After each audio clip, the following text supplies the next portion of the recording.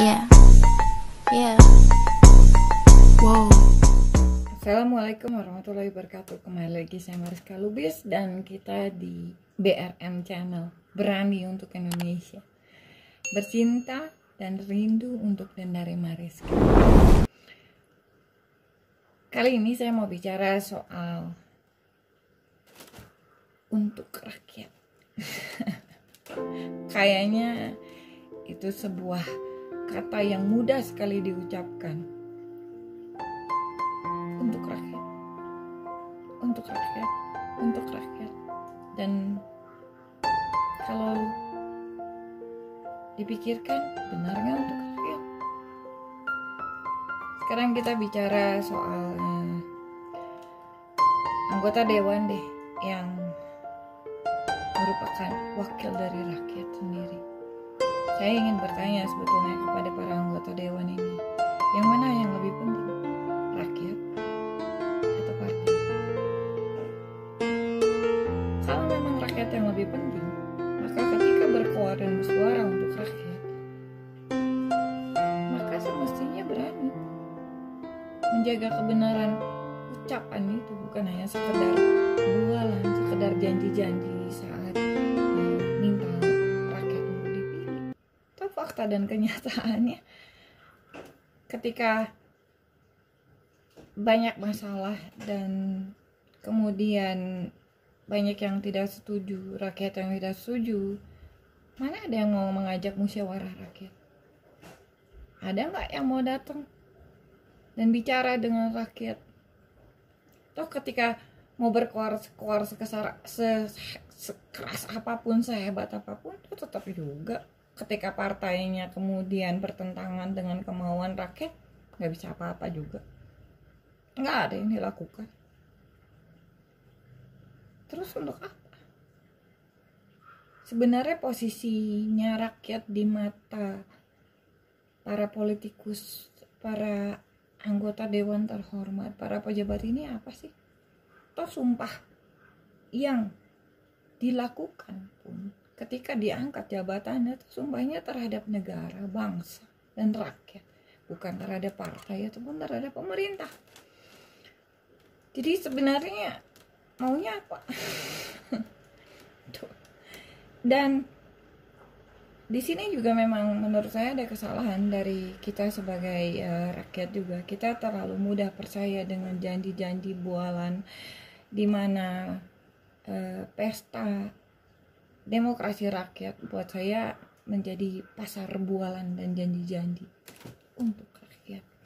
Buktinya apa? Ketika kita mencoblos, kita banyak yang nggak tahu sebenarnya siapa yang dicoblos dan kenapa partai memilih mereka untuk menjadi kader yang dipilih, dan kenapa tiba-tiba dijadikan wakil rakyat, itu saya nggak ngerti. Lalu kemudian kenapa seseorang bisa dilegitimasi menjadi yang terpilih meskipun jumlah rakyat yang memilih orang tersebut jauh lebih sedikit dibandingkan dengan orang yang tidak memilih. Seperti kejadian baru-baru ini di pilkada, di mana jumlah orang yang tidak memilih lebih banyak daripada orang yang memilih. Walaupun orang yang mencoblos orang tersebut jauh jumlahnya maksudnya presentasinya besar, tetapi jika dihitung secara total maka jumlahnya sedikit. Bagaimana bisa dilegitimasi menjadi pemenang? Akibatnya dari sistem voting, sistem yang seperti ini, bagaimana pemerintah atau para pejabat ini bisa bekerja? Karena tidak ada dukungan yang besar dari rakyat. Jumlah yang mendukung lebih sedikit kok. Terus bagaimana bisa bicara menjadi wakil rakyat atau untuk rakyat? Bila demikian, toh hukum dan undang-undang yang dibuat itu sendiri pun untuk melegitimasi atau memudahkan semua ini atau memperlancar semua ini, ya siapa? Apa benar untuk rakyat? Oh, buat saya enggak. Makanya saya tidak pernah mau ikut yang namanya voting, yang mau ikut pemilu, pilkada.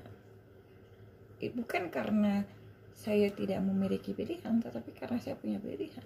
Pilihan saya adalah saya tidak mau dibohongi. Itu saja.